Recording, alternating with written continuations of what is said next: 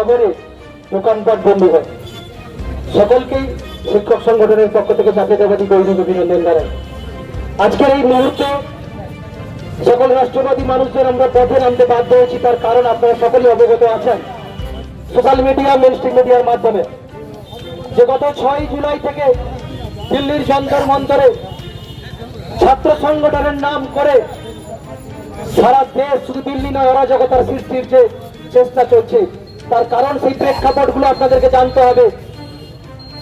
গত 3রা মে যখন নিট পরীক্ষা হয়, তার ঠিক কয়েকদিন পরেই 7ই মে এনডিএ যখন বুঝতে পারলো যে এই পরীক্ষার মধ্যে গাফিলতি আছে, তাহলে 8ই মে পরীক্ষা বাতিল ঘোষণা হয় এবং দেশের শিক্ষামন্ত্রী তার দায় নিয়ে তার তদন্তভার সিবিআই হাতে তুলে দিলেন। 12 তারিখ পরীক্ষা বাতিল ঘোষণা হলো, 13 জন অপরাধী অ্যারেস্ট হলেন, তার তদন্ত চলছে সিবিআই। অর্থাৎ ঠিক পরেই মাত্র কিছুদিনের মধ্যে 21শে জুন আবার সারা ভারতবর্ষ জুড়ে 22 লক্ষ নিট পরীক্ষার্থীর সুষ্ঠুভাবে পরীক্ষার আয়োজন হলো। কিছুদিন পরেই 16ই জুলাই সেই পরীক্ষার ফলাফল প্রকাশ পেয়ে সুষ্ঠুভাবে সারা ভারতবর্ষ জুড়েই ভর্তির প্রক্রিয়া চলছে। কিন্তু এতেও মন বলল না যারা ছাত্র সমাজের নামে দিল্লির যন্তর মন্তরে, আপনারা দেখেছেন যারা ছাত্র, তারা যদি প্রকৃত ছাত্র হতো, যেদিন 6ই জুলাই ওখানে আন্দোলনে বসছিল ওই দিন হাজির হতো, হলো না। যেদিন সোনা মোহনজুকে সকাল 6:30 ওখান থেকে তুলে নিয়ে যাওয়া হলো, সেদিন উপস্থিত হননি। সেই মুহূর্তে কিন্তু 20শে জুলাই যেদিন সংসদ বসবে, সারা বিশ্বের কাছে কালিমা লিপ্ত করতে হবে ভারতবর্ষের সংসদকে, পার্লামেন্টকে, সেই মুহূর্তে জড়ো হলো। আর তার ঠিক আগে সৌরভ দাস, অভিজিৎ দীপক যারা আছেন, যারা মূলত একটি দলের, আপনারা জানেন আম আদমি পার্টির সমর্থক, তারা কিন্তু আগে গেলেন, সরে গেলেন মুখ থেকে। তাহলে কারা কারা সেই আন্দোলনে সংসদে লরি লরি ভর্তি ইট নিয়ে আপনারা দেখেছেন, ছাত্রদের নাম করে বাঁচিয়ে দেওয়া হচ্ছে। কিন্তু যারা পুলিশ, দিল্লি পুলিশ, তারা আমার আপনার বাড়ির সন্তান নয়, তারা গরিব নয়, তারা গরিব পরিবার থেকে আসেনি, তাদেরকে ইট ছোড়া হচ্ছে। এটা কোন কোন দিল্লি? এটা কি ভাবছে সেই 317 আগের কাশ্মীর? ওরা কারা? যেখানে দেশ বিরোধী সমস্ত শক্তি, সমস্ত বিদেশি শক্তি থেকে পৌঁছে যাচ্ছে খাবার হাজার হাজার প্যাকেট অর্ডার করে তাদের কাছে। তারা ভারতবর্ষের সমস্ত প্রধানমন্ত্রী, রাষ্ট্রপতি থেকে সমস্ত শিক্ষামন্ত্রী থেকে সবাইকে গালিগালাজ করে এরা ছাত্র সমাজ। গাড়ি জ্বালিয়ে দেওয়া হচ্ছে, গাড়ি ভেঙে দেওয়া হচ্ছে। এরা কি ছাত্র সমাজ হতে পারে? কখনোই নয়। ভারতবর্ষের প্রকৃত ছাত্র সমাজ তা করতে পারে না। তাই আপনাদেরকে আহ্বান জানাবো, আপনারা সুশীল মানুষ, আপনারা জ্ঞানী মানুষ, আপনারা সব জানেন দেশ যতবার সমস্যার সম্মুখীন হয়েছে, রাষ্ট্রবাদী মানুষ পথে নেমেছেন।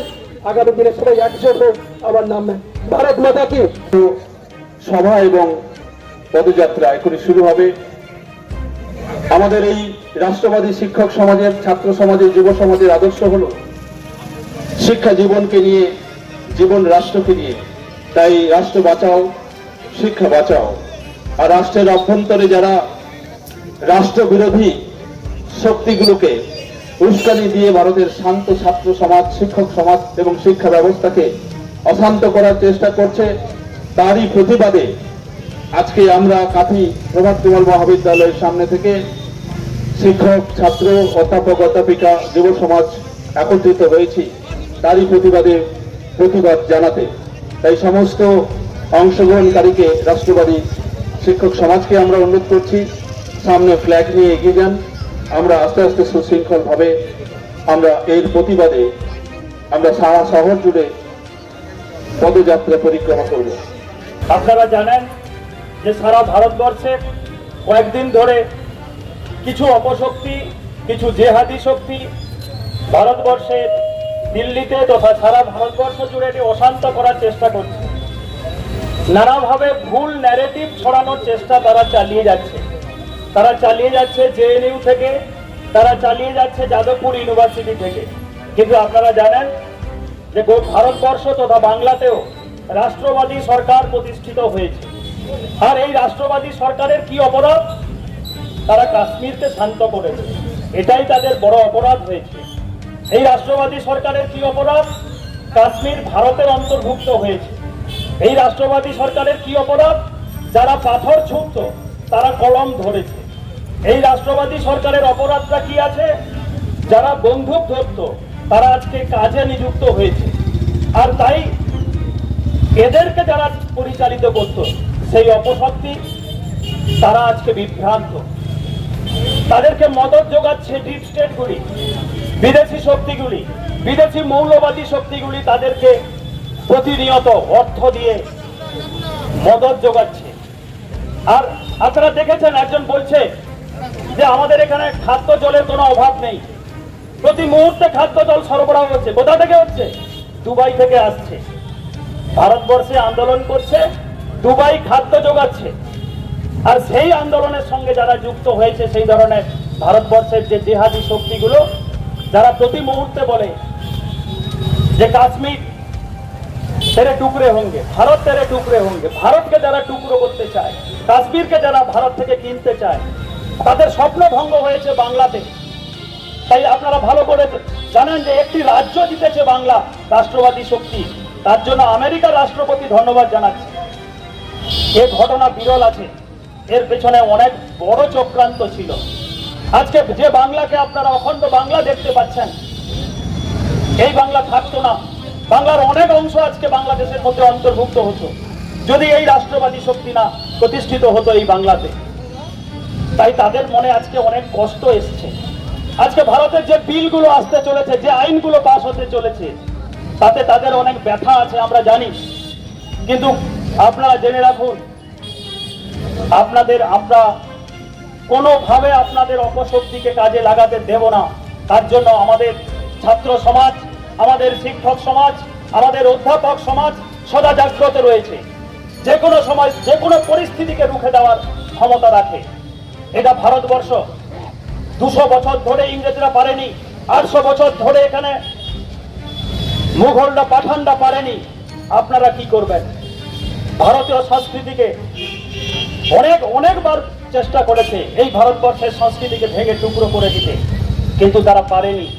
আজও ভারতবর্ষ মাথা উঁচু করে দাঁড়িয়ে আছে। আজকে ভারতবর্ষের যে রাষ্ট্রবাদী সরকারের, যে রাষ্ট্রবাদী প্রধানমন্ত্রী, ভারতবর্ষের সারা বিশ্বের যেখানেই যায় সেখানে সমাদৃত হচ্ছে, সেখানেই ভারত আবার জগৎ সভায় শ্রেষ্ঠ আসন নিচ্ছে। সেটাই তাদের কষ্টের কারণ। ভারতবর্ষ অর্থনীতিতে এগোচ্ছে, ভারতবর্ষ প্রতিরক্ষা নীতিতে এগোচ্ছে, ভারতবর্ষ তার সংস্কৃতিতে আবার পুনরুদ্ধার করছে, এটাই বড় কষ্ট। কিন্তু ভারত তার পথে এগোবে। ভারত এটাও জানে তার পথে যারা কাঁটা হয়ে দাঁড়াবে তাদেরকেও কিভাবে সরিয়ে দিতে হয় সেটাও আমরা জানি। আপনারা আরশোলার দল হয়ে আসুন। বিভিন্ন অপশক্তি, বিভিন্ন হারিয়ে যাওয়া শক্তিগুলো একসঙ্গে জোট বেঁধেছেন, ভেবেছেন আপনারা বিরাট শক্তি হয়ে গেছে, আমরা আরশোলা। আপনি এটুকু জানবেন, বাজারে আরশোলা মারার জন্য ওষুধও তৈরি আছে। এটুকু মনে রাখবেন। আপনি ভাবছেন আরশোলা হয়ে ডিস্টার্ব করবেন দেশকে, দেশও তৈরি আছে আপনাদের জন্য স্প্রে করে আপনাদেরকে 1 সেকেন্ডে শেষ করার জন্য। আপনারা তাকিয়েছেন না পশ্চিমবঙ্গের সব থেকে বড় শিক্ষা প্রতিষ্ঠান যাদবপুর বিশ্ববিদ্যালয়কে? আপনারা সংস্কৃতি শেখাচ্ছেন ভারতবর্ষকে। যখন সারা বিশ্ব ছিল জঙ্গলে, নালন্দা বিশ্ববিদ্যালয়, তক্ষশিলা বিশ্ববিদ্যালয় সারা বিশ্বকে জ্ঞান দিয়েছে, শিক্ষাদান করেছে। সেই ভারতবর্ষে আপনারা কি করছেন? রাস্তায় নামিয়ে দিচ্ছেন কতগুলো ছাত্র ছাত্রীকে ভুল বুঝিয়ে চুম্বনের প্রতিযোগিতা করতে, নামিয়ে দিচ্ছেন গোমাংস খাওয়ার মেলা করতে। সেদিন আর নেই। হয় আপনারা শান্ত হন, আপনারা থেমে যান, এখানেই আপনাদের থামতে হবে। আর যদি না থামেন, আপনাদের থামানোর ব্যবস্থা আমাদের করতে হবে। তাই আজকে আমরা পথে নেমেছি। তাই আজকে আমরা প্রথমেই কয়েক ঘন্টার ডাকে এটুকু ব্যবস্থা আমরা আপনাদের সামনে তুলে ধরলাম।